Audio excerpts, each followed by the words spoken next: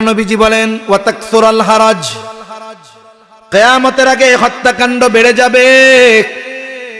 এই কথা যখন নবীজি বললেন, সাহাবায়ে কেরাম বলে, ইয়া রাসূলুল্লাহ, আমরা তো প্রতি বছর যুদ্ধের ময়দানে হাজার হাজার মুশরিকদের হত্যা করি, এটা কি হারজ? নবীজি বলেন, না, এটা হারজ নয়। হারজের পরিচয় হলো ওয়াহুয়াল কাতলুল কাতাল, এটা পারস্পরিক হত্যাকাণ্ড। নবীজি বলেন, এক প্রতিবেশী অপর প্রতিবেশীকে হত্যা করবে, চাচা ভাতিজাকে হত্যা করবে, মামা ভাগিনাকে হত্যা করবে, তার মানে হারজ মুসলিম কর্তৃক অমুসলিমদের হত্যা অথবা অমুসলিম কর্তৃক মুসলমানদের হত্যা নয়, বরং হারজ হলো মুসলমানদের মধ্যে অভ্যন্তরীণ সংগঠিত হত্যাকাণ্ড। যেমনটা হলো আমাদের হাদি ভাইয়ের ব্যাপারে। দুনিয়া থেকে চলে গেছে, কিন্তু কোটি কোটি মানুষের হৃদয়ের দোয়া সে পেয়েছে। আমি মনে করি সে সফল, সে ব্যর্থ না, সে মারা গিয়েও সফল, সে ইতিহাসের এক অংশ হয়ে গেছে। অথচ চিন্তা করে দেখুন, আজকে এই মানুষটার জীবনের নিরাপত্তা নাই। যারা হকের পক্ষে বলতেছে, দেশের পক্ষে বলতেছে, দেশের সার্বভৌমত্বের পক্ষে বলতেছে, ইসলামের পক্ষে বলতেছে, এদেশে তাদের বেঁচে থাকা কঠিন হয়ে যাচ্ছে, ঠিক কিনা বলেন? এই হত্যাকাণ্ড সময়ের সাথে সাথে বাড়তেছে। ব্যক্তিগত কারণে, পারিবারিক কারণে, সামাজিক কারণে, অর্থনৈতিক কারণে, রাজনৈতিক কারণে, প্রভাব প্রতিপত্তি বিস্তারকে কেন্দ্র করে নিজের ক্ষমতাকে পাকাপোক্ত করার জন্য পথ ক্লিয়ার করার কারণে একের পর এক হত্যাকাণ্ড আছে না নাই? অথচ চিন্তা করুন, আমরা মুসলমান। নবীজি বলেন, সিবাবুল মুমিনি ফুসুকুন ওয়া কিতালুহু কুফর, মুমিনকে গালি দেওয়া ফাসিকি, হত্যা করা কুফরি। বলে এই হত্যা এমন পাপ, অন্যায়ভাবে একজন মুসলমানকে হত্যা করা, এটা গোটা পৃথিবীর মানুষকে হত্যা করার মতো এক পাপ। অথচ এই হত্যাকাণ্ড আমাদের কাছে সহজলভ্য হয়ে গেছে। রাসূল আকরাম সাল্লাল্লাহু আলাইহি ওয়াসাল্লাম জানিয়ে দেন, সিবাবুল মুমিনি ফুসুকুন ওয়া কিতালুহু কুফর, মুমিনকে গালি দেওয়া ফাসিকি, হত্যা করা কুফরি। হত্যা করা বহুদূর, গালি দেওয়া বহুদূর। আমরা যারা আছি, যারা শুনতেছি, করজোরে আপনাদের কাছে বলি, আপনি যদি মুমিন হন, ওয়াদাবদ্ধ হন, আমি আমার আরেক মুসলমান ভাইকে জাগতিক কোনো কারণে অন্যায়ভাবে কথার দ্বারাও কষ্ট দিব না। ইন্নাল্লাহা ইনদাহু ইলমুস সাআহ। এক নম্বরেই আল্লাহ তাআলা বলেন, নিশ্চয়ই কিয়ামতের ইলম একমাত্র আল্লাহ তাআলার নিকট। কিয়ামত কখন সংগঠিত হবে এর সুনির্দিষ্ট সময় দুনিয়ার কেউ জানে না, তবে কিয়ামত হবে এ ব্যাপারে কোনো সন্দেহ নাই। কারণ কিয়ামত সংগঠিত হওয়ার ওয়াদা দিয়েছেন আল্লাহ, আর এই ওয়াদার সত্যায়ন করেছেন সব নবী রাসূলগণ। এই যে দুনিয়াতে হাজারো অন্যায়, অপরাধ, পাপাচার, এই পাপাচার অথবা ভালো কাজ উভয়টার পূর্ণ প্রতিদান আল্লাহ তাআলা কিয়ামতের দিন দিবেন। আল্লাহ বান্দাকে ঠকাবেন না।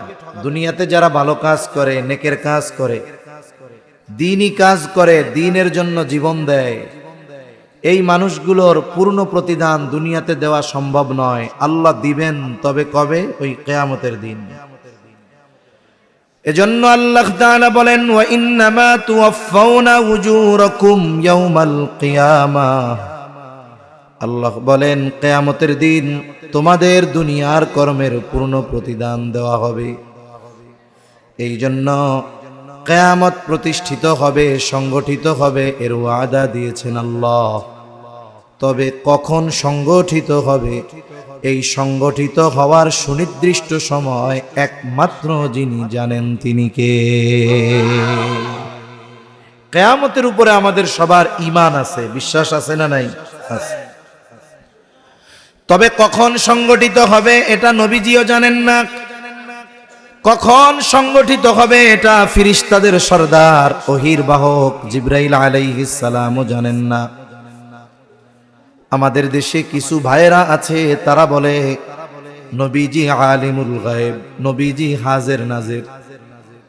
আসলে তাদের অজ্ঞতা আর জানার কমতির কারণে বলে। নবীজি হাজের নাজেরও নয়, নবীজি আলিমুল গায়েবও নয়। আলিমুল গায়েব হাজের নাজের আল্লাহ, আর নবীজি আলিমুল গায়েব না হওয়ার কারণে, হাজের নাজের না হওয়ার কারণে আমার আপনার নবীজির সম্মান বিন্দু পরিমাণও কমে যাবে না। প্রসিদ্ধ একটা হাদিস আছে, হাদিসের এক নাম হলো হাদিস জিবরিল, আর এক নাম হলো উম্মুস সুন্নাহ। হাদিসে জিবরিল নাম হওয়ার কারণ হলো নবীজি সাল্লাল্লাহু আলাইহি ওয়াসাল্লামের কাছে সাহাবায়ে কেরামের উপস্থিতিতে জিবরাইল আলাইহিস সালাম এসেছেন, এজন্য হাদিসের নাম হলো হাদিসে জিবরিল।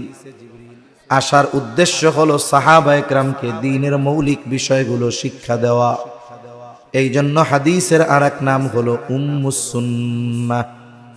এই হাদিসের মধ্যে জিবরাইল আলাইহিস সালাতু ওয়াস সালাম অনেকগুলো বিষয়ের প্রশ্ন করেছেন আমার আপনার নবীজিকে। নবীজি প্রশ্নগুলোর জবাব দিয়েছেন।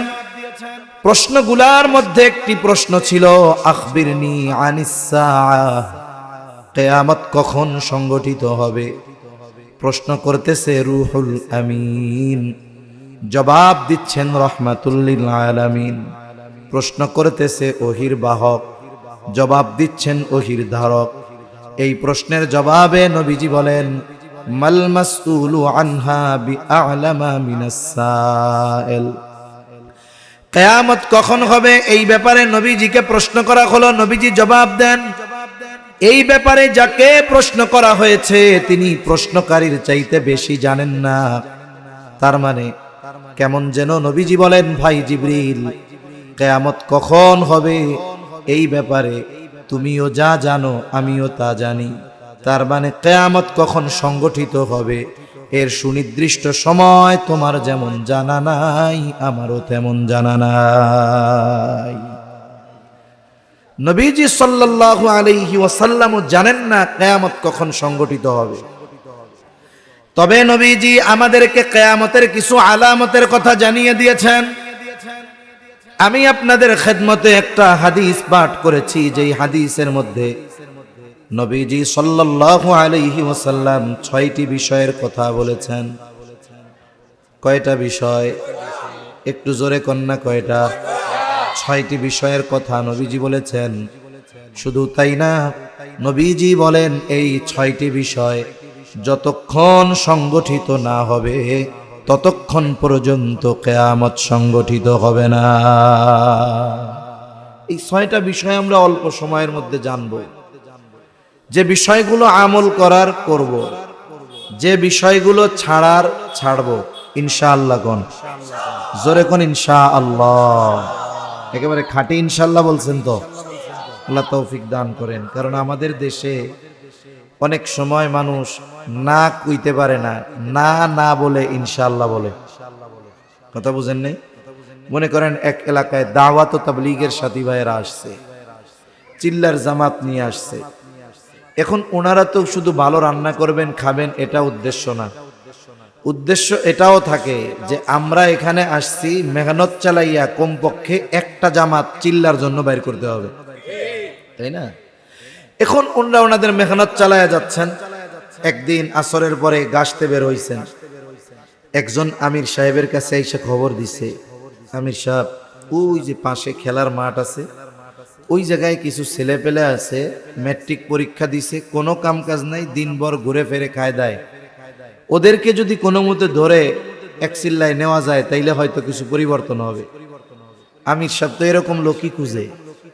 এবার আসরের পরে গিয়া উপস্থিত হয়েছে, ডাক দিছে আসেন একটু 5টা মিনিট আমাদের সময় দেন। এবার বয়ান শুরু করছেন, খুব হৃদয়গ্রাহী ভাষায় আলোচনা করতেছেন যে আল্লাহ এই দুনিয়াতে আমাদেরকে বেহুদা পাঠান নাই। আল্লাহর রাস্তায় শুধুমাত্র টাকা পয়সা ধন দৌলত এগুলাই যে কোরবানি করতে হয় তা না, জান কোরবানি করতে হয়, মাল কোরবানি করতে হয়, এগুলোর সাথে সাথে সময়ও কোরবানি করতে হয়। তা অনেক সুন্দরভাবে বুঝায়া ওনারে তাশকিল করছে, দিলটাও নরম হইছে যে তাইলে আপনার যেহেতু কাজ কাম নাই, 2 মাস ফ্রি আছেন, আপনি 1 চিল্লার নিয়ত করেন, নাম লেখান। এত সুন্দর করে ওয়াজ করছে, ওই ছেলে মুখের উপরে না বলতে পারতেছে না যে না আমি যাব না, কিন্তু দিলের কথা হলো যাওয়ার মতো সুযোগ নাই, যাব না। কিন্তু এমন সুন্দরভাবে বলছে যে মুখে না বলতে পারতেছে না। এখন পাশের থেকে আরেকজন কয়, যাস না যাস পরের কথা, আগে ইনশাআল্লাহ ক, নইলে কিন্তু আজকে খেলাধুলা শেষ। এখন ওকে ইনশাআল্লাহ ইনশাআল্লাহ, এখন বলল ইনশাআল্লাহ, আসলে অন্তরে কি এটা আছে? অন্তরে তো আছে না, মুখে কি বলছে? ইনশাআল্লাহ। এজন্য শব্দের ব্যবহার অনেক সময় উল্টাপাল্টা করার কারণে এটার ওজন আমরা নষ্ট করে ফেলি। ইনশাআল্লাহ তো এমন এক শব্দ, আল্লাহ তাআলা আমার আপনার নবীজিকে আমাদের জন্য শিক্ষণীয় হিসাবে এটা পাঠিয়েছেন। কাফেরদের কাছে, কাফেররা 3টা প্রশ্ন শিখে আসছিল ইহুদিদের কাছ থেকে। নবীজির কাছে প্রশ্ন করার পরে নবীজি বলছেন ঠিক আছে এটা আগামীকাল বলবো, ইনশাআল্লাহ বলেন নাই। এই বিষয়টাকে কেন্দ্র করে, এতে নবীজির ভুল হইছে, পাপ হইছে তা না, কিন্তু এই বিষয়টাকে কেন্দ্র করে মুফাসসিরিনে কেরাম বলেন 15 দিন ওহী বন্ধ ছিল। আর জিবরাইল আলাইহিস সালাম এসে বলতেছে আল্লাহর কথা যে ওয়ালা তাকুলান্না লিশাইইন ইন্নী ফাইলুন যালিকা গাদা ইল্লা আন ইয়াশা আল্লাহ। আপনি কোন বিষয়ের ব্যাপারে এমনটা বলবেন না এটা আমি আগামীকাল করব, বরং কি বলবেন ইনশাআল্লাহ আগামীকাল করব। তার মানে আমার ইচ্ছার কোনো কমতি থাকবে না, চেষ্টার কোনো কমতি থাকবে না। আমার ইচ্ছা আর চেষ্টার পরেও ওই কাজ সফল হবে না যদি আল্লাহ না চায়। তাহলে ইনশাআল্লাহ এরকম অবস্থায় বলতে হয়, কিন্তু আমরা নার বদলে বলি। তা সম্মানিত উপস্থিতি, আমরা এই কথাগুলো যেগুলো আমলের আমল করব, যেগুলো বাদ দেওয়ার দিব, কথাগুলো স্মরণ রাখবো। তাহলে নবীজি বলেন 6টি বিষয় সংগঠিত না হওয়া পর্যন্ত কিয়ামত সংগঠিত হবে না। কয়টা বিষয়? 6টি বিষয়। عن أبي هريرة رضي الله تعالى عنه قال قال رسول الله صلى الله عليه وسلم لا تقوم الساعة حتى يقبض العلم। নবীজি সাল্লাল্লাহু আলাইহি ওয়াসাল্লাম বলেন ততক্ষণ পর্যন্ত কিয়ামত সংগঠিত হবে না যতক্ষণ না ইলম উঠিয়ে না নেওয়া হবে। তার মানে কিয়ামতের আগে আল্লাহ তাআলা ইলম উঠিয়ে নিয়ে যাবেন। কোন পদ্ধতিতে আল্লাহ তাআলা ইলম উঠিয়ে নেবেন, এই বিষয়টাকে সামনে রেখে আমাদের গ্রাম অঞ্চলে মানুষেরা এক সময় বলতো যে আল্লাহ তাআলা কিয়ামতের আগে কোরআন হাদিস উঠায় নিয়ে যাবে। তবে বাস্তবতা হলো এমনটা নয়। কোরআনও থাকবে, হাদিসও থাকবে, এরপরেও আল্লাহ ইলম কিভাবে উঠায় নিবে। গ্রামের মানুষ এক সময় এই বিষয়কে সামনে রেখে বলতো যে ইমাম সাহেব সূরা ফাতিহা পড়ার জন্য ফজরের নামাজে তাকবীরে তাহরিমা বলবে, হাত বাঁধবে, সানা পড়বে, আউযু বিল্লাহ বিসমিল্লাহ পড়বে। এখন যেই সূরা পড়বে সেই সূরার নাম হলো ফাতিহা, কিন্তু দেখা যাবে ইমাম সাহেব সূরা ফাতিহা ভুলে গেছে। উনি দাঁড়ায় থাকবেন, মনে করবেন হয়তো আমাকে পেছন থেকে মুসল্লিরা স্মরণ করায় দিবে, কিন্তু অবস্থা তো এমন মুসল্লিরাও ভুলে যাবে। এইবার দীর্ঘ সময় পর ইমাম সাহেব নামাজ ছেড়ে দিয়ে মসজিদের তাক থেকে কোরআন হাতে নিয়ে সূরা ফাতিহা দেখতে যাবে, কিন্তু কোরআন খুলে দেখবে কোরআনের পাতাগুলোর মধ্যে কোনো লেখা নাই, সব পাতা সাদা হয়ে গেছে। এটা আগের মানুষ গল্পে বলতো যে এইভাবে এক রাত্রে আল্লাহ কোরআন উঠায় নিয়ে যাবে, অথচ বিষয়টা এমন নয়। বরং কোরআন লেখায় থাকবে, হাদিস লেখায় থাকবে, এরপরেও ইলম আল্লাহ কিভাবে উঠায় নিবেন। কোরআন আর হাদিস ইলমের উৎস, কোনো সন্দেহ নাই। তবে আল্লাহ তাআলা ইলমের হেফাজত করেন আলেমদের মাধ্যমে। আলেমদের মাধ্যমে আল্লাহ তাআলা ইলমের হেফাজত করেন। রাসূলুল্লাহ সাল্লাল্লাহু আলাইহি ওয়াসাল্লাম এই জন্য বলেন আল্লাহ তাআলা বান্দার অন্তর থেকে একসাথে ইলম উঠায় নিবেন না, এমনটা হবে না যে সারা পৃথিবীর হাফেজে কোরআনেরা এক রাত্রে কোরআন ভুলে যাবে, মুফতি সাহেবেরা সব মাসলা মাসাইল ভুলে যাবে, মুহাদ্দিস সাহেবরা সব হাদিস ভুলে যাবে, এমনটা হবে না। তাহলে কেমনে আল্লাহ ইলম উঠায় নিবে? নবীজি বলেন ওয়ালাকিন ইয়াকবিদুল ইলমা বিকবজিল উলামা, বরং আল্লাহ আলেমদেরকে উঠিয়ে নেওয়ার মাধ্যমে ইলম উঠায় নিয়ে যাবে। কোরআন থাকবে, হাদিস থাকবে, কোরআন হাদিস বোঝানোর মতো ব্যক্তি থাকবে না।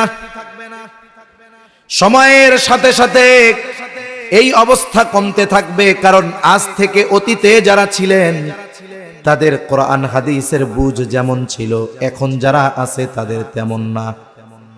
আবার এনারা চলে যাবেন, এনাদের পরে যারা আসবে যোগ্যতায়, ইলমি বুঝ আর তাকওয়ায় তাদের চাইতে তারা হবেন নিচু। সময়ের সাথে সাথে এক সময় এই অবস্থাটা শূন্যের কোঠায় পৌঁছায়া যাবে।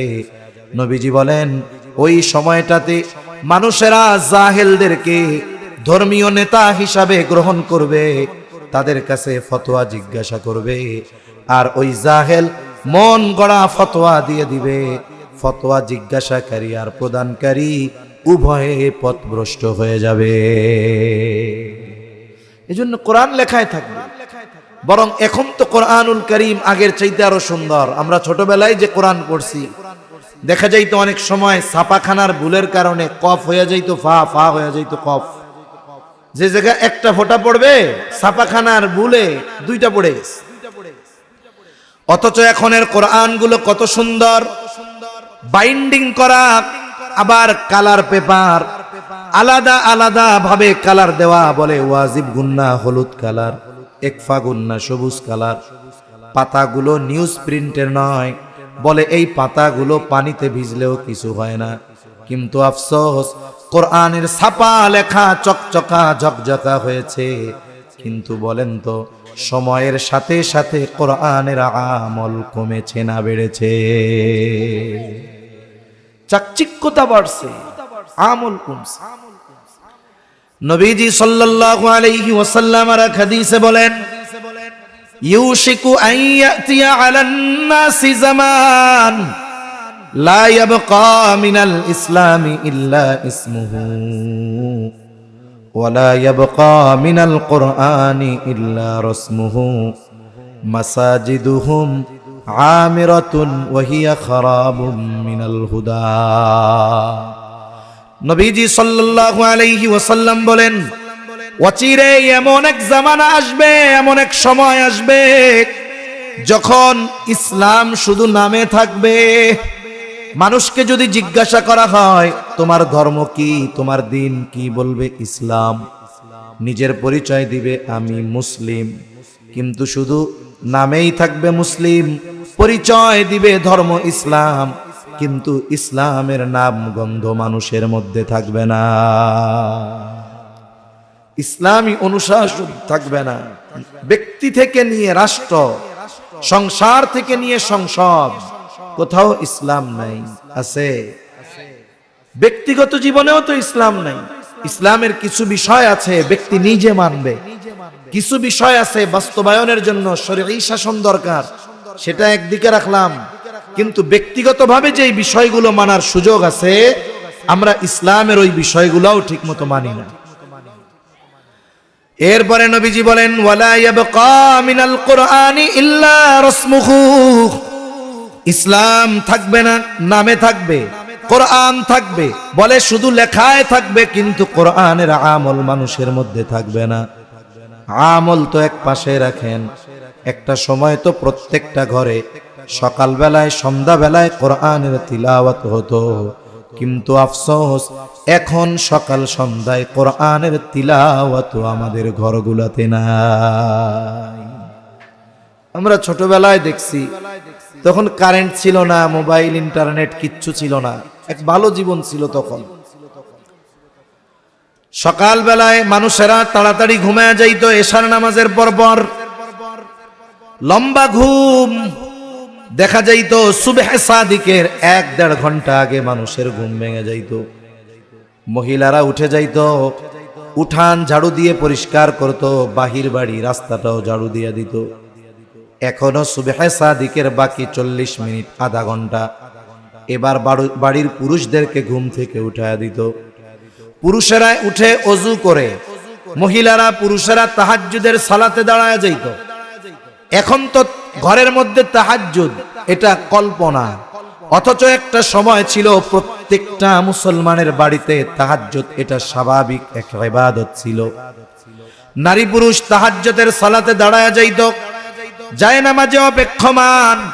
ইতিমধ্যে মসজিদ থেকে আজানের আওয়াজ, মহিলারা ওই অবস্থায় ফজরের নামাজ শেষ করে ফেলত।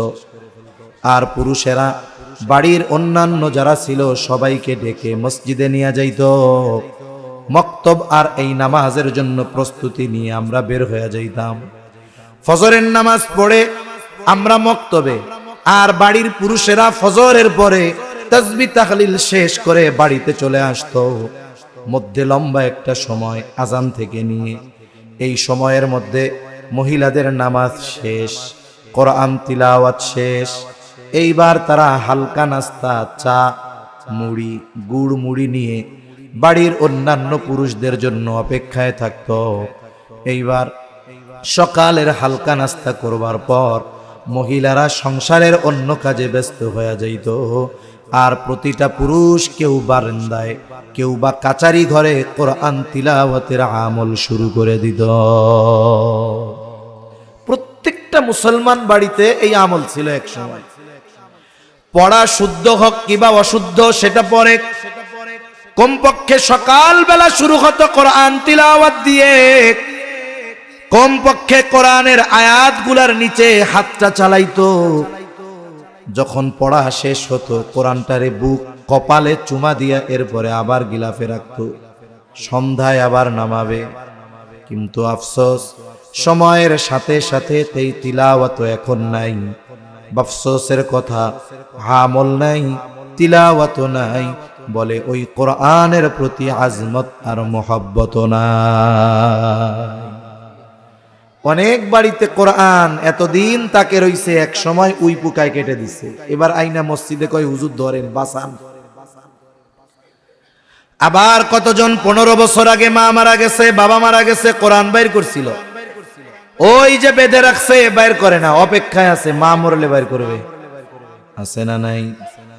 আবার কত জায়গায় এমন দৃশ্য দেখার তিক্ত অভিজ্ঞতা হয়েছে, বলে মসজিদ কত সুন্দর, ফ্লোরটা মার্বেল করা, উপরে ঝাড়বাতি, হরেক রকমের ডেকোরেশন জিপসাম করা, মসজিদের মধ্যে এসি লাগানো, একেবারে চাকচিক্যতার অভাব নাই। নবীজি কেমন যেন 1500 বছর আগে এই কথাগুলোই বলেছেন, মাসাজিদুহুম আমিরাতুন ওয়া হিয়া খারাবুম মিনাল হুদা। মসজিদগুলো হবে চাকচিক্যময় কিন্তু হেদায়েত শূন্য। এখনের মসজিদগুলো অধিকাংশ এরকম দেখবেন, এটা একটা কমার্শিয়ালের মতো। আজানের সময় মসজিদ খুলবে, নামাজের 15 মিনিট পরে বন্ধ।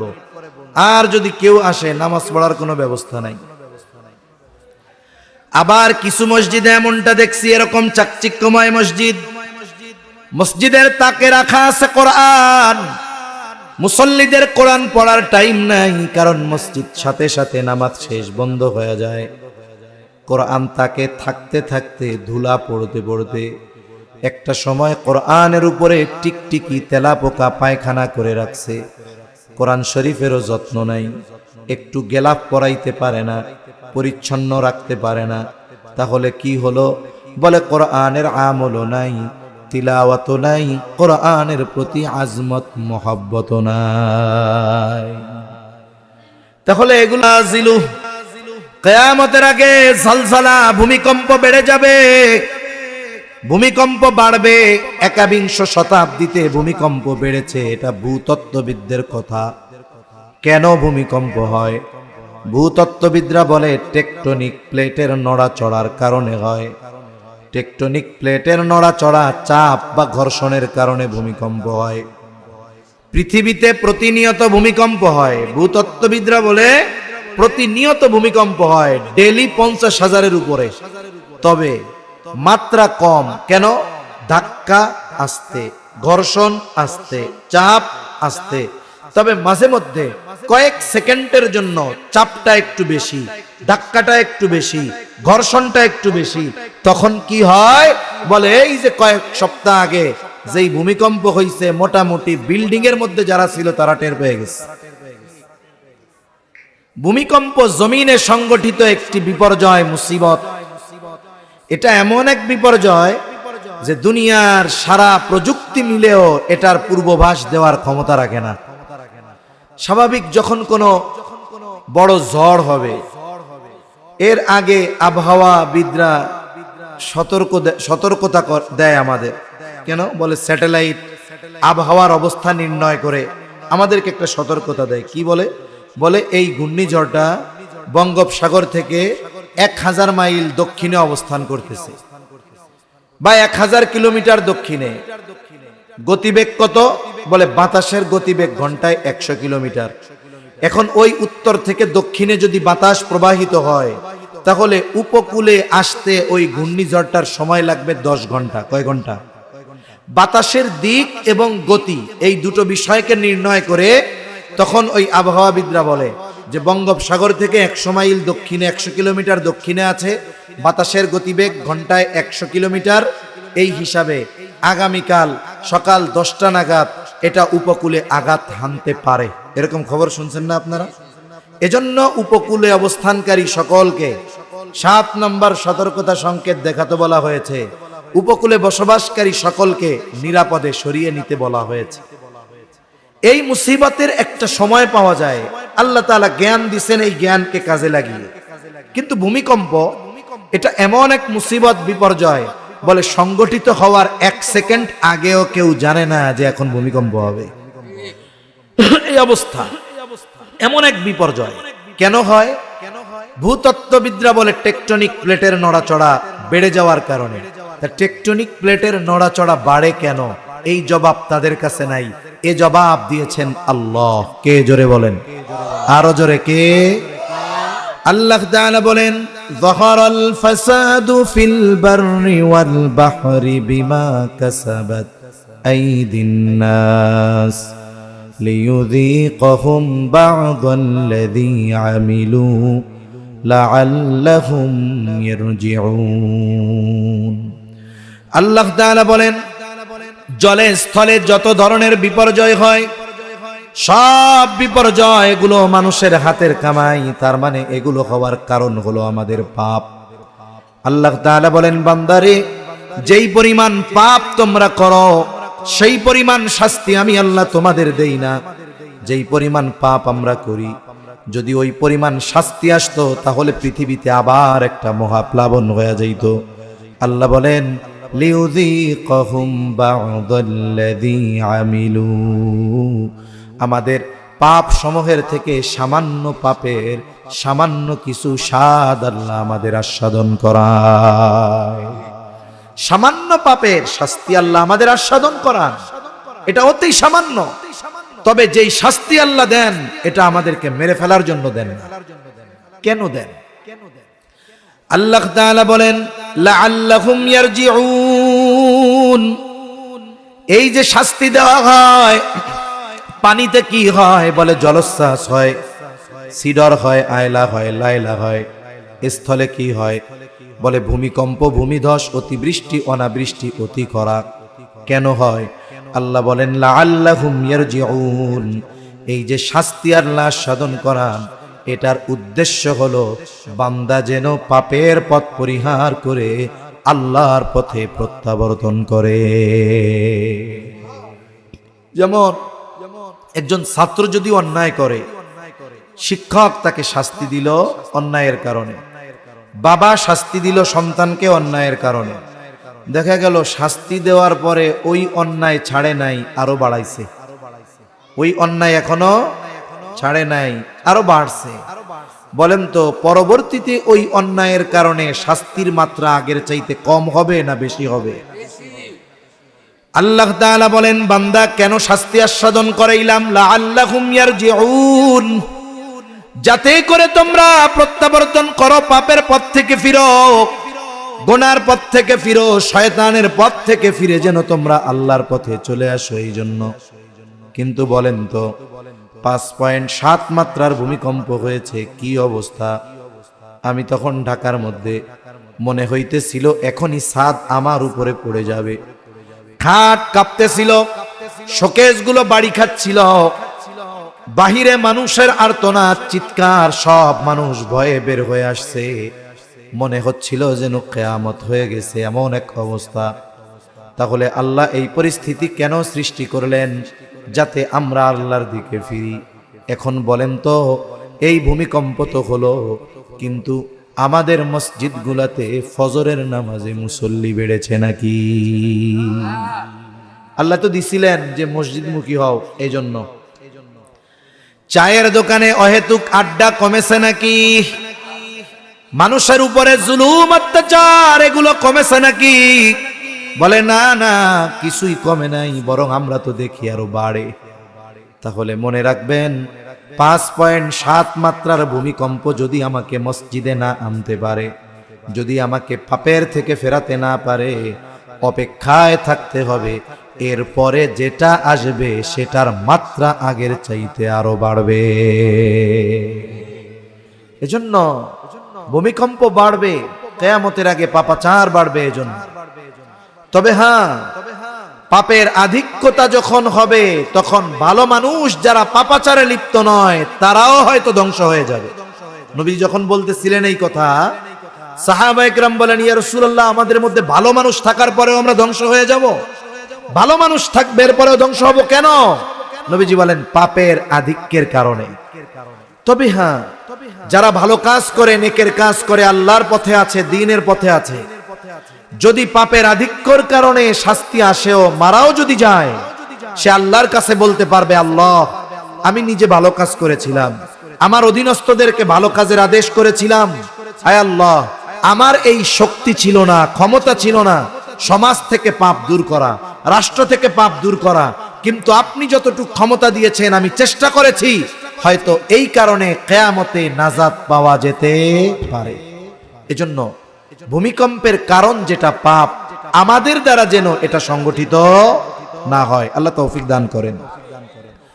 3 নাম্বার, নবীজি বলেন, ওয়ায়াতাকারাবাজ জামান, কিয়ামতের আগে সময় সংকুচিত হয়ে যাবে। নবীজি আর এক হাদিসের মধ্যে বলেন, কিয়ামতের আগে সময় সংকুচিত হবে। আখিরুজ জামানে এক যুগকে 1 বছরের মতো মনে হবে, 1 বছরকে মাসের মতো মনে হবে, মাসকে সপ্তাহের মতো মনে হবে, সপ্তাহকে দিনের মতো মনে হবে, দিনকে 1 ঘন্টার মতো মনে হবে, ঘন্টাকে মিনিটের মতো মনে হবে, আর মিনিটকে আগুনের স্ফুলিঙ্গ তথা সেকেন্ডের মতো মনে হবে। মুফাসসিরিন মুহাদ্দিসিনে কেরাম বলেন, এর দ্বারা উদ্দেশ্য হলো কিয়ামতের আগে সময় বরকত শূন্য হয়ে যাবে, সময় থেকে আল্লাহ বরকত তুলে নিবেন। এজন্য এখনো মনে হয়, কালকে আগামীকাল জুমাবার না, আমার মনে হচ্ছে আমি 2 দিন আগে জুমা পড়াইছি। ঘন ঘন জুমাবার আসতেছে, সময় বরকত শূন্য হয়ে গেছে। কেন? জাস্টিস মুফতি তকি উসমানী দামাত বরকাতুহুমুল আলিয়া সময়ের মূল্যায়ন নিয়ে এক বয়ানে উনি বলেন, আমরা ছোটবেলায় স্কুলে পড়ছি, ভ্যালু অফ টাইম কম্পোজিশন ছিল ইংরেজিতে, সময়ের মূল্য। মাদ্রাসায় পড়ছি কিমাতুল ওয়াক্ত, সময়ের মূল্য। এই যে সময়ের মূল্য, সময়টা হলো রাবারের মতো। মনে করেন এটা 10 ইঞ্চি, কয় ইঞ্চি? একটু কথা কন, সজাগ আছেন? তাকবীর দেন তো, নারায়ে তাকবীর, আরো জোরে নারায়ে তাকবীর, মাশাআল্লাহ। এটা মনে করেন 10 ইঞ্চি, কয় ইঞ্চি? এটা একটা রাবার। মনে করেন এটা একটা কি? রাবার। এটার যদি আমি টান দেই, এটা হবে 100 ইঞ্চি। 100 ইঞ্চি হইল, কিন্তু এটা কি রাবার থেকে স্বর্ণ হবে না রাবারই থাকবে? তার মানে বোঝা গেল, সময় হলো এমন এক জিনিস রাবারের মতো। মানুষ তার কর্মের মাধ্যমে এটারে 100 ইঞ্চি বানায় ফেলতে পারে, মানুষ তার কর্মের মাধ্যমে এটারে 10 ইঞ্চি বানায় রাখতে পারে। এজন্য সময় তো লম্বা হয় তখন, বরকতময় হয় তখন, যখন মানুষ সময়টাকে নেকের কাজে অতিবাহিত করে। মানুষ যখন ভালো কাজে সময় অতিবাহিত করে তার ব্রেন বলে যে হ্যাঁ সময়টা খুব ধীরে ধীরে যাচ্ছে, সময়টা খুব কি যাচ্ছে, ধীরে ধীরে যাচ্ছে। এটা আপনি পরীক্ষা করবেন, সবাই পরীক্ষা করবেন। যে কোনো ভালো কাজে দেখবেন সময় যায় আস্তে আস্তে। তারপর আমি একটা উদাহরণ দিব। আচ্ছা, মনে করেন আপনাদের মসজিদে ফজরের নামাজে ইমাম সাহেবের স্বাভাবিক সময় লাগে নামাজে 10 মিনিট। কয় মিনিট? 10 মিনিট। ইমাম সাহেব যদি দীর্ঘদিন থাকে মোটামুটি মুসল্লিরা ইমামের অ্যাটিটিউড সম্পর্কে মোটামুটি জানা হয়ে যায়, ওনার ব্যক্তিগত সম্পর্কেও জানে, নামাজ কোন ওয়াক্তে কয় মিনিট লাগে, মুনাজাত কদ্দুর লম্বা করে সব জানে, স্বাভাবিক টাইম। আর মুসল্লিদের সামনে ঘড়িও থাকে। অনেক সময় মুসল্লি হয়তো হিসাবও করে যে হ্যাঁ 5:50 ফজরের নামাজে দাঁড়াইছে, প্রথম রুকুতে যায় উনি 5:54, তারপরে সব মিলিয়ে নামাজ শেষ হয় 6টায়। ইমাম সাহেব চিন্তা করছে আজকে বৃহস্পতিবারের রাত, একটা আমল আছে যে বৃহস্পতিবার জুমাবার রাত্রে সূরা সাজদা আর সূরা দাহার, প্রথম রাকাতে সূরা সাজদা, দ্বিতীয় রাকাতে সূরা দাহার, দুইটা সূরা সর্বমোট 5 পৃষ্ঠা। অন্যান্য দিন ইমাম সাহেবের 10 মিনিট লাগে কেন? উনি অন্যান্য দিন 10 মিনিট লাগার কারণ হলো উনি ফজরের নামাজে 2 পৃষ্ঠা তিলাওয়াত করে, প্রথম রাকাতে 1, দ্বিতীয় রাকাতে আরেক। ওই হিসাবে ওনার 5:54 প্রথমবার রুকুতে যায়। কিন্তু আজকের সূরা প্রথম রাকাতে কয় পৃষ্ঠা? 3 পৃষ্ঠা, দ্বিতীয় রাকাতে 2 পৃষ্ঠা। এখন আজকে তো 54 বেজে গেছে, হুজুর তো রুকুতে যায় না, আর টান টুন দিয়ে থামারও কোনো ভাব বরাদ্দ নাই। 54 থেকে যখনই 55 বাজে ইমাম সাহেবকে মুসল্লিরা সিগন্যাল দেওয়া শুরু করে দেয়। কোন তো কিভাবে দেয়? এটা একটা জাতীয় সিগন্যাল। এ ব্যাপারে আমি এদেশে কোনো ইখতিলাফ পাই নাই, সবাই বলছে এটাই সিগন্যাল। এখন 55 পার হয়ে 56, 54 হয়ে গেছে, 55 হয়ে গেল, 56 হয়ে গেল, মিনিট 2টা বেশি লাগে গেল। এখনো কেন রুকুতে যায় না? এবার একজন না, পুরা মসজিদ ধইরা শুরু করছে। ইমাম সাহেব চিন্তা করে হায় রে, আমারে আর ওরা এই আমল করতে দিবে না, কি হয় না হয়, আল্লাহু আকবার। এখন উনি নামাজ শেষ করলেন, অন্য দিনের চাইতে মনে করেন ওনার 5 মিনিট বেশি লাগছে। এখন 15 মিনিট লাগলো, 5 মিনিট বেশি লাগলো। এই 5 মিনিট উনি কি কোনো অহেতুক কাজে ব্যয় করেছেন? ঈমানের পরে সবচাইতে গুরুত্বপূর্ণ যেই আমল নামাজ, এই নামাজের মধ্যে উনি ব্যয় করছেন শ্রেষ্ঠ ইবাদত, যেখানে আল্লাহর সাথে বান্দার সরাসরি কথোপকথন হয়। টাইম লাগছে কয় মিনিট বেশি, অথচ মুসল্লির মাইন্ড কি যে অনেক সময় লাগতেছে, এজন্য সে অধৈর্য হয়েছে, কাশাকাশি শুরু করে দিচ্ছে। ঠিকই এই মুসল্লি 6টার সময় নামাজ শেষ করে বের হয়ে ওই পাশে 4 দোকানে বসছে। এই যে বসছে ফজরের পর, এক বসায় উঠছে 11টায়। কয় ঘন্টা? জোরে কন না, কয় ঘন্টা? অথচ 5 মিনিটে কাশাকাশি জান বের হয়ে যাচ্ছে। 5 ঘন্টা পার হওয়ার পরে বলে ভাই কথা কিন্তু শেষ হয় নাই, জুম্মার টাইম হয়ে যাইতেছে, জুমার পরে আইসা বাকি কথা কমুনে। কয় ঘন্টা গেছে? চোখের পলকে, কষ্টও লাগে নাই। এই 5 ঘন্টা সময় বরকত শূন্য, এজন্য দ্রুত তার সাথে চলে গেছে। মুসল্লিকে যদি ইমাম সাহেব বলে একটু ফজরের পরে কোরআন তিলাওয়াত করেন, ইয়াসিন সূরাটা পড়েন, যেহেতু সূরাটা মোটামুটি 5 পৃষ্ঠার কাছাকাছি, যখনই 1 পৃষ্ঠা 2 পৃষ্ঠা পড়ে, এবার মুসল্লির গলা ব্যথা, জিহ্বা ব্যথা, মাজা ব্যথা, কোমর ব্যথা, চোখের ব্যথা সব শুরু হয়ে যায়। এইবার সূরা ইয়াসিন 5টা পৃষ্ঠা শেষ করতে পারে না, 3 মিনিটের মাথায় উঠে চলে যায়। বলে আমার মুরব্বী আর যুবক ভাই, কেউ মোবাইল শরীফ, কেউ টেলিভিশন শরীফ সামনে নিয়ে যখন বসে, মাজাও ব্যথায় না, কোমরও ব্যথায় না, চোখও ব্যথায় না, এক বসায় এক দেখায় 6 ঘন্টা চলে যায়, কষ্ট হয় না। খেলা দেখতেছে, খেলতেছে, ঘন্টা পার হয়ে গেছে, এত পরিশ্রম করে খেলতেছে ফুটবল ক্রিকেট, গিরা ব্যথায় না। নামাজে কেরাত বেশি হইলে একটু গিরা ব্যথানো শুরু হয়ে যায়। কি বুঝতেছেন?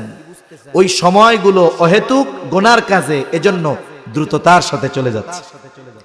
আল্লাহ প্রদত্ত যত নেয়ামত আছে এই দুনিয়ায়, সবচাইতে দামি নেয়ামত গুলার মধ্যে অন্যতম দামি নেয়ামত হলো হায়াত, সময়। মানুষ মারা যাবার পরে কথা বলে, রাসূলুল্লাহ সাল্লাল্লাহু আলাইহি ওয়াসাল্লাম বলেছেন, কথা বলে তবে দুনিয়ার মানুষ শুনতে পায় না। যদি শুনতে পাইতো তাহলে ভয়ে দাফন কাফন করা বাদ দিয়ে দিত। আমরা শুনি না, কিন্তু শোনেন কে? আরো জোরে বলেন না কে? এক ধরনের মানুষ এক এক ধরনের কথা বলে। যেই মানুষগুলো হায়াত কাজে লাগায় নাই, পাপের কাজে অতিবাহিত করে দিয়েছে, ওই মানুষগুলাও ওই মরার পরে হায়াতের মূল্য বোঝে, কিন্তু করার কিছু থাকে না। তখন আল্লাহর কাছে বলে, ফায়াকুলা রাব্বি লাউলা আখখারতানি ইলা আজালিন করিব فأصدق وأكن من الصالحين। ওই মানুষগুলো মারা যাবার পরে বলে, ও রব, আমাকে যদি কিছু সময়ের জন্য অবকাশ দেওয়া হতো, লাউলা আখখারতানি ইলা আজালিন করিব ফাআসসাদদাক ওয়া আকুম মিনাস সালিহিন। ও রব, দুনিয়ার ওই হায়াতে সম্পদ দিয়েছিলেন, সদকা করতে পারি নাই, এবার যদি একটু যাইতে দেন সদকা করব। দুনিয়ার ওই হায়াতে ভালো কাজ করি নাই, পাপাচার আর অনাচারে হায়াত নষ্ট করে ফেলেছি। ও রব, যদি এবার একটু যাইতে দেন, ওয়া আকুম মিনাস সালিহিন, আমি সৎ কর্ম করে সৎ কর্মশীলদের অন্তর্ভুক্ত হয়ে যাইতাম। বলেন তো, ওই ব্যক্তি যত দরদ, যত আবেগ আর যত মায়া নিয়ে আল্লাহ তাআলার কাছে ফরিয়াদ করুক না কেন, আল্লাহ তাআলা ওই ব্যক্তিকে একটা সেকেন্ডের জন্য দুনিয়ায় আসতে দিবে নাকি? একটু চিন্তা করা দরকার আমাদের, যে সবচাইতে আফসোস করবে ওই লোকগুলো হায়াতের ব্যাপারে। কি করলাম এই হায়াত, কিভাবে কাটিয়ে দিলাম এই হায়াত? এমন এক দামি নেয়ামত, সম্পদ, টাকা পয়সা হায়াত থাকলে উপার্জন করা যায়, কিন্তু বলুন তো, হায়াত না থাকলে টাকা উপার্জন করার সুযোগ আছে? সারা পৃথিবীর সব সম্পদ দিয়ে যদি কোনো মানুষের চেষ্টা করে যে আমি 10টা মিনিট হায়াত কিনবো, কেনা সম্ভব? জোরে বলেন, সম্ভব? সম্ভব নয়। অথচ হায়াত যদি থাকে টাকা পয়সা উপার্জন করা সম্ভব। তা হাজার হাজার কোটি টাকার মালিক যারা, এরাও 500 টাকা খরচ করার আগে 5 বার ভাবে। এখন বলুন তো, ওই 1000 কোটি টাকার চাইতে হায়াতের দাম কম না বেশি? তাইলে টাকা খরচ করার সময় এত হিসাব হয় যে কোন কাজে খরচ করতেছি, হায়াত খরচ করার সময় হিসাব করার দরকার আছে না নাই? এজন্য আমরা হায়াত ভালো কাজে কাটাবো, তাহলে হায়াতে বরকত দিবেন কে? জোরে বলেন কে? কেননা এই হায়াত, এই সময়গুলোও কিয়ামতে আল্লাহর কাছে আমার আপনার পক্ষে অথবা বিপক্ষে সাক্ষ্য দিবে। সেজন্য সম্মানিত উপস্থিতি, কিয়ামতের আগে সময় বরকত শূন্য হয়ে যাবে, নিকটবর্তী হবে, এই কারণে যে পাপাচার, অহেতুক গুনার কাজগুলো বাড়বে। 4 নম্বরে নবীজি বলেন, ওয়াতাযহারুল ফিতান, কিয়ামতের আগে ফিতনা প্রকাশ পাবে। এখানে উদ্দেশ্য দাজ্জালের ফিতনা। নবীজি সাল্লাল্লাহু আলাইহি ওয়াসাল্লাম জানায় দেন, এই উম্মতের জন্য সবচাইতে কঠিন ফিতনা হলো দাজ্জালের ফিতনা। উম্মতের প্রতি নবীজি বড় রহম দিল, আমল শিখিয়ে দিয়েছেন। নবীজি বলেন, জুমার দিন সূরা কাহাফ যে তিলাওয়াত করবে, আল্লাহ তাআলা তাকে দাজ্জালের ফিতনা থেকে হেফাজত করবে। এখন একজনের পুরা সূরা মুখস্থ নাই, তার জন্য 10 আয়াতের সুযোগ আছে। নবীজি বলেন, যে ব্যক্তি জুমার দিন 10 আয়াত তিলাওয়াত করবে সূরা কাহাফের, আল্লাহ তাকে দাজ্জালের ফিতনা থেকে হেফাজত করবে। এখন মুসল্লি 10 আয়াতও পড়তে পারে না। ওই মুসল্লি যদি ইমাম সাহেবকে বলে, হুজুর সূরা কাহাফের ফজিলতের কথা শুনলাম, আবরার ভাইও মনে হয় একটু বলছে, আবরার ভাইও বলছে, আমার হলো আরেকটা কথা বলা মূল উদ্দেশ্য, এই জন্য বলতেছি যে আপনি মুসল্লি পারেন না পড়তে, আপনি ইমাম সাহেবকে যদি বলেন, হুজুর কোরআন শরীফ দেই খাও পড়তে পারি না, মুখস্থও নাই, এখন আমলটা তো করা দরকার, পারি না তো আপনি একটু তিলাওয়াত করে শোনায় দেন 10 আয়াত, 1 মিনিট 1.5 মিনিট লাগবে। কোন মসজিদের ইমাম সাহেব আছে যে মুসল্লি যদি আবদার করে সেই মুসল্লিরে বলবে যে না না 6 বছর ধরে বেতন বাড়ায় না আবার সূরা কাহাফ শুনতে আইছি? এটা বলবে? কইব না। কিন্তু মুসল্লি যদি বলে ইমাম সাহেব আরো খুশি হবে। কেন? আমরা যদি যখন দেখি যে মসজিদে কাতারের সংখ্যা বাড়তেছে, মুসল্লিদের আমল বাড়তেছে, আল্লাহর কসম আমাদের অন্তরে ভালো লাগে, আমাদের মনে ভালো লাগে যে হ্যাঁ আমার মুসল্লিরা আমলের প্রতি আগ্রহী। ইমাম সাহেব স্বতঃস্ফূর্ত ভাবে মুহাব্বতের সাথে আপনাকে শুনিয়ে দিবে। 1 সপ্তাহ 2 সপ্তাহ 5 সপ্তাহ 10 সপ্তাহ শুনতে শুনতে এক সময় আপনি হাফেজ হয়ে যাবেন। এখন এই আমলটা বুজুর্গানে দিন বলেন অতি জরুরি আমল। কেন? দাজ্জাল তো আসবে, দাজ্জাল আসার আগে আরো অনেক ফিতনা আসবে, এর মাধ্যমে দাজ্জাল আগমনের ক্ষেত্র প্রেক্ষাপট তৈরি হবে। এই ফিতনাগুলোও বড় বড় ফিতনা।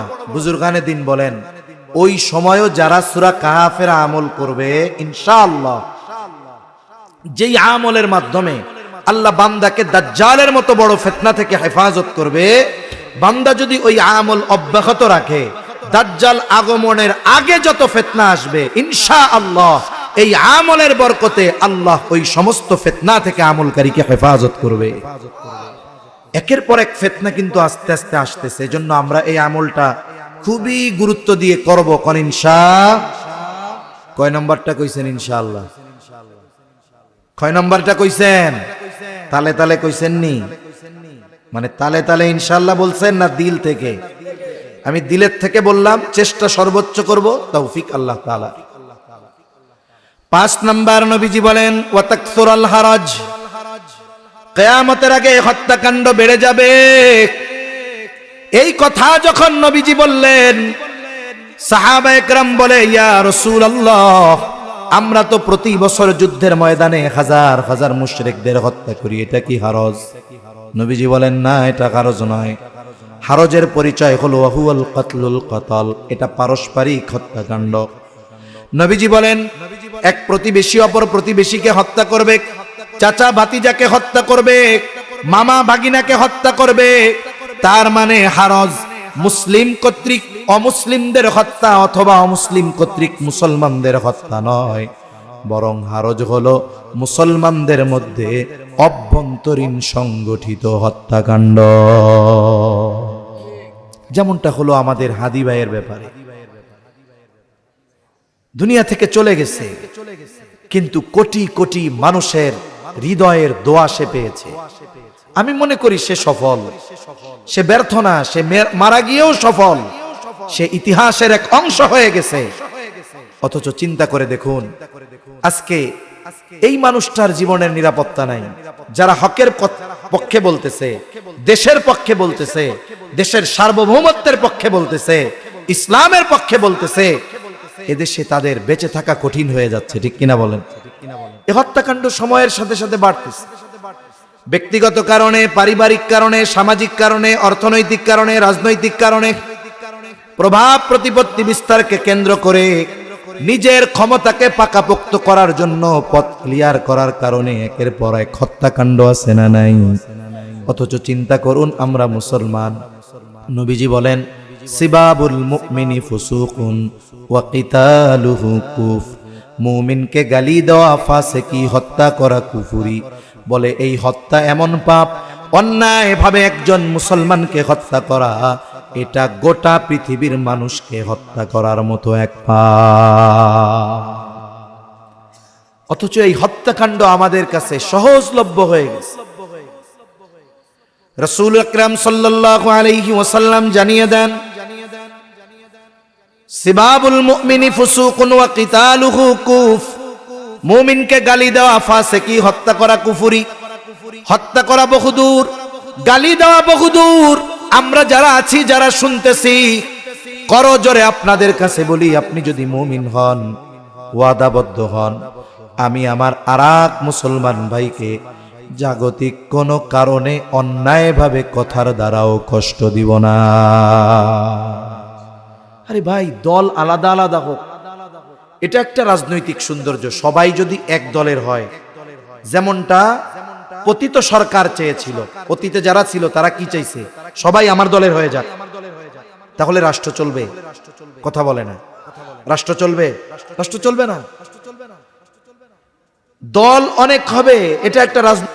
এখন যে যে দল করুক, যে বিএনপি করে, যে জামাত করে, ইসলামী আন্দোলন করে, খেলাফত করে, যে যে দল করুক, যদি মুসলমান হয়, প্রত্যেক দলের সদস্য যারা তাদের রবকে, নাকি প্রত্যেক দলের রব আলাদা আলাদা আছে? প্রত্যেক দলের সদস্য যারা তাদের নবীকে, মুহাম্মাদুর রাসূলুল্লাহ সাল্লাল্লাহু আলাইহি ওয়াসাল্লাম। প্রত্যেক দলের যদি তারা ইমানদার হয়, কালিমাওয়ালা হয়, প্রত্যেকের কালিমা লা ইলাহা ইল্লাল্লাহ মুহাম্মাদুর রাসূলুল্লাহ। ও ভাই, তাহলে কেন আপনি এক কালিমার দাবিদার ভাইয়ের গায়ে হাত তোলেন? কেন আপনি তাকে বকা দেন? কেন আপনি তাকে হত্যা করেন? অথচ রাসূল আকরাম সাল্লাল্লাহু আলাইহি ওয়াসাল্লাম বলেন, ইবাদত করে আবেদ হওয়া যায়, মুসলমান হওয়া যায়।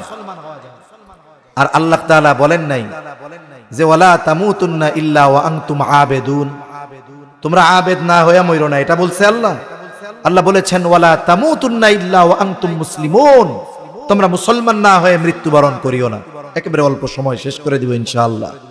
এখন মুসলমান কিসের দ্বারা হওয়া যায়? নবীজি সাল্লাল্লাহু আলাইহি ওয়াসাল্লাম বলেন, আল মুসলিমু মান সালিমাল মুসলিমুনা মিন লিসানিহি ওয়া ইয়াদিহি। নবীজি বলেন, প্রকৃত মুসলমান হলো সে যার জবান আর হাতের অনিষ্ট থেকে অপর মুসলমান থাকে নিরাপদ। আমি তাহাজ্জুদ পড়ি, আমি আওয়াবিন পড়ি, ইশরাক পড়ি, কিচ্ছু ছাড়ি না, কোরআন তিলাওয়াত করি, কিন্তু আমি মুসলমান ভাইকে বকা দেই, অন্য সব বাদ, কথার দ্বারাই কষ্ট দেই, তাহলে আমি প্রকৃত মুসলমান হতে পারি না। আর যে ব্যক্তি তাহাজ্জুদ পড়ে দৈনিক রাতে 70 রাকাত, কিন্তু তাদের হাতে মুসলমানদের রক্তে তাদের হাত রঞ্জিত হয়, ওই রকম তাহাজ্জুদ কোটি রাকাত পড়লেও কোনো দাম নাই। ঠিক কিনা বলেন? ভোর রাত্রে উঠে আমি জায়নামাজ খুঁজি, কিন্তু আমার প্রত্যক্ষ নির্দেশে মানুষের উপরে মরণঘাতী অস্ত্রের ব্যবহার হয়, আমার নির্দেশে হাজার হাজার কিশোর যুবককে প্রাণ দিতে হয়, শিশুকে প্রাণ দিতে হয়। আল্লাহর কসম, ওই রকম জায়নামাজ খোঁজা আর তাহাজ্জুদের দাম আল্লাহ তাআলার কাছে না। নবীজির কাছে দুইজন মহিলার ব্যাপারে খবর আসছে। একজনের ব্যাপারে বলা হলো, ইয়া রাসূলুল্লাহ, এই মহিলা এমন কোন আমল নাই করে না, কোন আমল সে ছেড়ে দেয় না, ফরজ, ওয়াজিব, সুন্নতে মুআক্কাদা, নফল, আওয়াবিন, ইশরাক, চাষ, আইয়াম বিজের সিয়াম, সোম বৃহস্পতিবারের রোজা, সকাল সন্ধ্যার জিকির আজকার, কোরআন তিলাওয়াত, মহিলা কোনো কিছুই ছাড়ে না। সারা দিন তারা ইবাদতে অতিবাহিত হয়, কিন্তু একটা সমস্যা, সে তার প্রতিবেশীর সাথে একটু খারাপ আচরণ করে।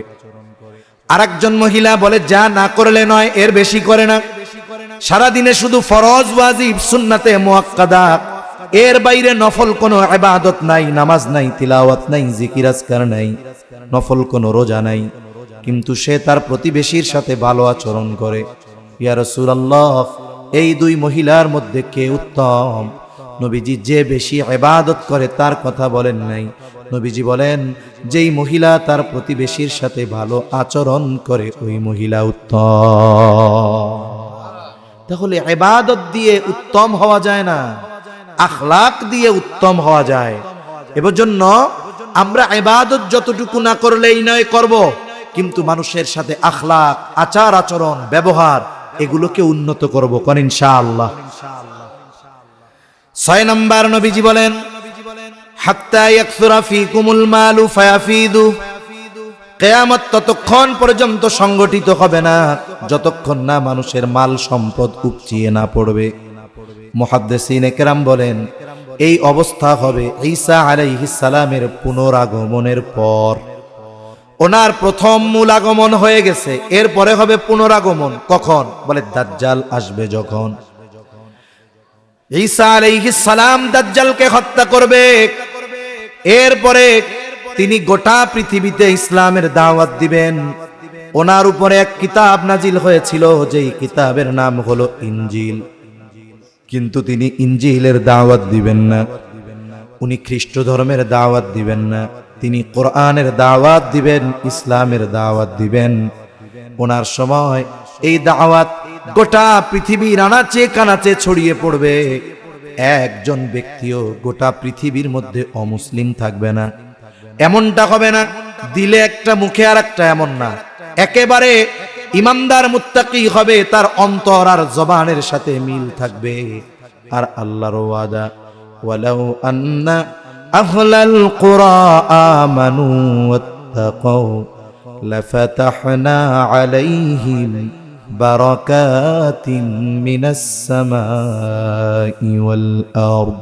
আল্লাহ তাআলা বলেন, যদি ওই জনপদের অধিবাসীরা ঈমান আনে আর মুত্তাকি হয়ে যায়, আমি অবশ্যই তাদের জন্য আসমান আর জমিনের বরকতের দরজাগুলো খুলে দিব। যারা কৃষি কাজ করেন, মুরব্বী যারা আছেন তারা বুঝবেন, একটা সময় কিন্তু জমিনে এত সার ওষুধ লাগতো না, ওই রকম খরচই ছিল না। জিজ্ঞাসা করতাম কি করতেন, কয় সিজনের সময় যে সময় বৃষ্টি দরকার, বৃষ্টি হইতো, যতটুক দরকার ততটুক হইতো, বেশি হইতো না। এবার আমরা যাইতাম লাঙ্গল দিয়া সইসা সুন্দর মতো ধান লাগাই আসতাম, মধ্যে একটা নিড়ানি দিতাম, আর পুরা 3 মাস পর্যায়ে ধান কেটে বাড়ি নিয়ে আসতাম, কোনো খরচ নেই। কিন্তু এখন কত খরচ। কৃষিকাজ যারা করে, সিজনে ধানের যে দাম, বলে হুজুর যা খাটছি সব ফাও, সমানে সমান, খরচ যা হইছে তা উঠছে, কিন্তু কায়িক পরিশ্রম যেটা হয়েছে এটা ফ্রি, এটার কোনো মূল্য পাই নাই। তা আসমান জমিনের বরকতের দরজা আল্লাহ খুলে দেবে। আর এখন কি হয় জানেন, বলে যে সময় হওয়ার দরকার না বৃষ্টি, ওই সময় বেশি হয়। স্বাভাবিক অতীতে হইতো কি, বলে ফসল কাটার সময় বৃষ্টি হইতো না, ওই সময় বৃষ্টি কম হইতো না। আর এখন কি হয়, একজনের ধান মোটামুটি ভালো হইছে, পাকছে, নিয়ত করছে আগামীকাল 20 জন লোক নিয়ে ধানগুলো কাইটা আনবো। রাতে এই চিন্তা করতেছে, সকালে কাজ করবে, সন্ধ্যার সময় লোকজন ঠিক করে আসছে। এখন দেখা যায় রাত 12টার সময় হঠাৎ করে গুড় গুড় আওয়াজ শুরু হয়েছে মেঘের। মনে মনে কি আল্লাহ রে, কি হবে আল্লাহ জানে। বৃষ্টি তো হইছে, কয় সাথে শিলাও পড়ছে। এখন বলেন তো, পাকা ধানের উপরে যদি শিলা বৃষ্টি হয়, পরের দিন ধান আনা বহুদূর, খেড়া নাই তো ঝামেলা। মানে যে টাইমে দরকার না ওই টাইমে হয় যখন এমন হয় একবারে প্লাবিত হয়ে যায়। কিন্তু আল্লাহ বলেন, অবশ্যই আসমান জমিনের বরকতের দরজা খুলে দিব, জমিন উর্বর হয়ে যাবে, আসমান থেকে রহমতের বৃষ্টি বর্ষিত হবে, মানুষের এত পরিমাণ সম্পদ হবে যে মানুষের মন চাইবে যদি একটু সদকা করতে পারতাম, তবে গোটা পৃথিবী খুঁজে সদকা নেওয়ার মতো একজন মানুষও পাওয়া যাবে না। সুবহান। নবীজি বলেন, এই অবস্থা যতক্ষণ না হবে কিয়ামত সংগঠিত হবে না। তাহলে আমরা এবার আয়াতের দিকে যাই, তরজমা করে মূল কথাগুলো বলে কথা শেষ। আল্লাহ তাআলা ওই আয়াতে 5টি বিষয়ের কথা বলেছিলেন। কয়টা?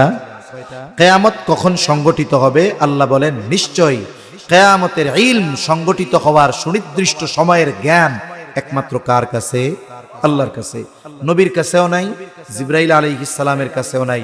নবীজি আলামত বলেছেন, অনেক আলামত গুলার মধ্যে থেকে আমরা একটা হাদিসের আলোকে 6টি বিষয়ের কথা জানলাম। 2 নম্বর আল্লাহ বলেন, ওয়ায়ুনাজ্জিলুল গায়থ, তিনি বৃষ্টি নামান। মেঘ হলে বৃষ্টি হয় না, মেঘ হলেই বৃষ্টি হয় না, তিনি বৃষ্টি নামান।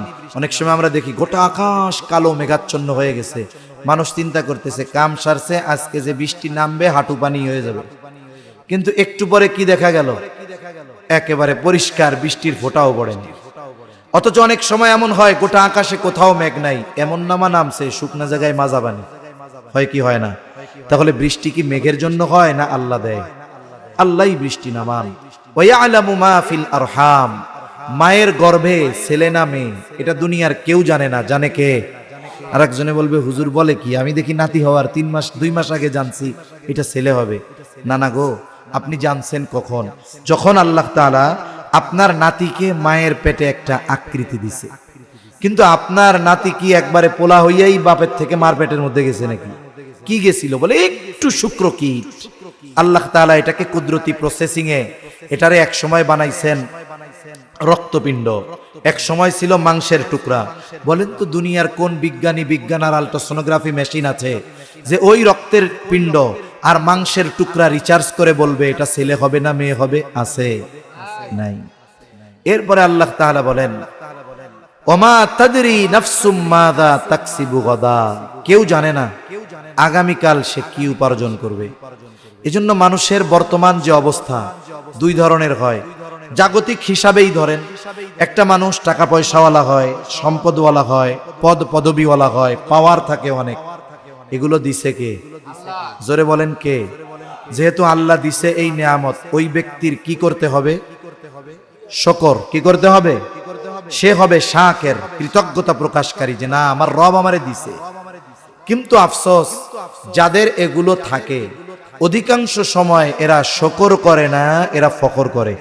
অহংকার, কে বড়া আমার কি আছে জানোস, টাকা পয়সার অভাব আছে আমার, আমি জানোস কোন দলের লোক, আমি আমার পদ জানোস। তার মানে এগুলোর দ্বারা সে কি শুকর করে না ফখর করে? অহংকার করে। কিন্তু ও কি জানে যে আগামী দিন এই পরিস্থিতি তার থাকবে কি থাকবে না? জোরে বলেন জানে? মানুষ তো কত প্রসেসিং করে সাজায়, প্রশাসন তার, সেনা নৌ বিমান বাহিনী তার, ডিজিএফআই তার, এনএসআই তার, সব রাষ্ট্রীয় যত প্রতিষ্ঠান আছে সব তার। সে যখন রান্না হচ্ছিল, যেই খাবার দুপুরে খাবে, যখন টেবিলে পরিবেশন করা হচ্ছিল, একটু পরে খেতে বসবে, সে কি জানতো এই খাবার আমার নসিবে নাই? জোরে বলেন জানতো? অথচ এই খাবার সে খাইতে পারে নাই, অথচ সব সিস্টেম তার ছিল। এটা থেকে শিক্ষা নেওয়া দরকার ছিল আমাদের, যে এই অবস্থার পরেও সে থাকতে পারে নাই। রাতদা ভাত, টেবিলের উপরে পরিবেশন করা ভাত সে খেতে পারে নাই, আল্লাহ তাআলা সিস্টেম পাল্টায়া দিছে। এজন্য আগামীকাল আজকের যেই ক্ষমতা, আজকের যেই প্রভাব প্রতিপত্তি থাকবে কি থাকবে না, এর কোনো নিশ্চয়তা আছে? এজন্য যার আছে তিনি শুকরিয়া আদায় করেন। এই পাওয়ার ক্ষমতা টাকা পয়সা দিয়ে আপনি জালেম হইয়েন না, কারণ জালেমের পরিণতি কি হয় কোরআনেও আছে, আমাদের দেশের ইতিহাসেও লেখা হয়ে গেছে। আর এক মানুষের অবস্থা কি হয় বলে, তার অবস্থা খুব খারাপ, অভাবে আছে, কষ্টে আছে, নামাজ কালাম পড়ে, অভাবেও আছে। আবার কি কয় জানেননি? কয় আল্লাহ আপনি দুনিয়া আর কাউরে পান নাই, সব আমারই দেন, এই গরিব আমি, অসুস্থতা আমার, হলো না তো। আপনাকে আল্লাহ মুসিবত দিয়েছে, আপনি সবর করবেন। যার আছে শুকর, যার নাই সবর। সবরের সাথে সাথে দোয়া করেন, আল্লাহ এই পরিস্থিতি আমার জন্য কষ্টকর, আপনি আল্লাহ আমাকে এই পরিস্থিতি থেকে উত্তরণ করেন। কারণ সেও জানে না, আজকে হয়তো আল্লাহ তারে কষ্টে রাখছে, কালকে হয়তো তাকে সিংহাসনে বসায় দিতেও পারে। এরপরে আল্লাহ তাআলা বলেন, ওমা তাদরি নাফসুম বিআইয়ি আরদিন তামুত। কেউ জানে না কোন জমিনে তার মৃত্যু হবে। আমাদের প্রত্যেকের মৃত্যুর সময় এবং স্থান সুনির্ধারিত। দেখুন আমরা কি আশা করেছিলাম, আমাদের হাদি ভাইয়ের গুলি লাগছে, আমরা দাবি করছি, সবাই বলছে যে বাংলাদেশ থেকে, ঢাকা মেডিকেল থেকে এবার কেয়ারে নেওয়া হইলো, সবাই দাবি তুললো উন্নত চিকিৎসার জন্য সিঙ্গাপুর নেওয়া হোক। আমরা আশা করছি সিঙ্গাপুর গেলে হয়তো তিনি আল্লাহ চাইলে ফিরে আসবে বেঁচে। কিন্তু কি হলো, ওই সিঙ্গাপুরের জেনারেল হসপিটালের ওই কেবিনে আল্লাহ তাআলা ওনার মৃত্যু লিখে রাখছিল, ওই জায়গায় ওনার মৃত্যু লেখা ছিল, এজন্য ওইখানে আল্লাহ ওনারে নিয়ে গেছে। আমাদের প্রত্যেকের মৃত্যুর সময় এবং স্থান সুনির্ধারিত, আমি আপনি কিন্তু জানি না, তবে সুনির্ধারিত। এজন্য কি উচিত, দুনিয়ার এই সামান্য হায়াতে অহংকার না করে, ফখর না করে, মানুষকে শত্রু না বানিয়ে মানুষের দোয়া পাওয়ার পাত্র হওয়ার চেষ্টা করেন। আরে ভাই, এই যে হাদি ছেলেটা তো আমাদের কোনোদিন চা খাওয়ায় নাই, আমাদের কোনোদিন চা খাওয়ায় নাই, দেখাও হয় নাই, কিন্তু তার দেশের জন্য, ইসলামের জন্য, মানুষের কল্যাণের জন্য তার যেই বলিষ্ঠ কণ্ঠস্বর, এই আওয়াজ যার কানে পৌঁছিয়েছে, তার হৃদয়ে যদি কপটতা না থাকে, অপবিত্রতা না থাকে, ওই রকম প্রত্যেকটা মানুষ হাদির জন্য দোয়া করেছে। ঠিক কিনা বলেন? অনেক মায়েরা কান্না করেছে, অনেক বাবারা কান্না করেছে, অনেক মানুষ এমনও বলেছে আল্লাহ আমাকে নিয়ে যান, তাও ছেলেটারে ফিরায় দেন, আমারে দিয়ে তো দেশের কিছু হবে না, কিন্তু ওর কথা, ওর আওয়াজ, এর দ্বারা মানুষের কল্যাণ হবে, দেশের কল্যাণ হবে। এজন্য জীবনটা এমন ভাবে গড়েন যেন মারা যাওয়ার পরে আশেপাশের মানুষকে জানাজার মাঠে জোর করে বলাইতে না হয় যে লোকটা ভালো ছিল। মানুষ মনে করে, আমাদের দেশে আছে এই প্রচলন যে জানাজার আগে সবাইরে দিয়ে কয় লোকটা কেমন ছিল, কয় ভালো, কেমন ছিল, ভালো, কেমন ছিল, ভালো। মনে করে এই যে সবাই ভালো কইছে, ওর জন্য জান্নাতুল ফেরদাউস ওয়াজিব হয়ে গেছে। সারা জীবন করছে আকাম কুকাম আর মানুষেরটা মাইরা গেছে। ঠিক কিনা বলেন? আমার আপনার এই প্রতিশ্রুতিতে কাজ হবে না। এজন্য জীবনটা এমন গড়েন, কাউরে কিছু বলা লাগবে না, জিজ্ঞাসা করা লাগবে না। ও যায় নামাজে বসে এমনিই আমার জন্য দোয়া করবে, এরকম যদি আমরা গড়তে পারি হায়াতটাকে, এটাই আমাদের সফলতা, ঠিক কিনা কোন? তাই 5টি বিষয় মাফাতিহুল গায়েব, বিশেষ করে কিয়ামত সম্পৃক্ত বিষয় নিয়ে আমরা একটু আলোচনা করলাম। কিয়ামত সংগঠিত হওয়ার সাথে সবচাইতে বেশি সম্পৃক্ত পাপের। আল্লাহ তাআলা আমাদেরকে যেন সকল ধরনের পাপ থেকে বেঁচে থাকার তৌফিক দান করে। সাথে সাথে আমার মৃত্যুতে কেউ যেন আলহামদুলিল্লাহ না বলে, এমন কাজ যেন আমার মাধ্যমে না হয়। যে আমাকে চিনে জানে, আমার মৃত্যুতে যেন কমপক্ষে আল্লাহর কাছে বলে যে আল্লাহ, মানুষটা ভালো ছিল, তারে আপনি মাফ করে দিয়েন। এমন জীবন গঠনের চেষ্টা করব তো ইনশাআল্লাহ। আমরা জাগতিক কারণে কোনো মুসলমান ভাইকে কষ্ট দিব না, জাগতিক কারণে কোনো মুসলমান ভাইকে কথার দ্বারাও কষ্ট দিব না। তবে হ্যাঁ, দ্বীনের ব্যাপারে আমার বাপও যদি হয়, ছাড় দেওয়া হবে না। আল্লাহ তাআলা আমাদেরকে দুনিয়ার এই হায়াত কাজে লাগিয়ে আখিরাতের পাথেও সংগ্রহ করার তৌফিক দান করেন। আমিন। ওয়া আখিরু দাওয়ানা আনিল হামদুলিল্লাহি রাব্বিল আলামিন।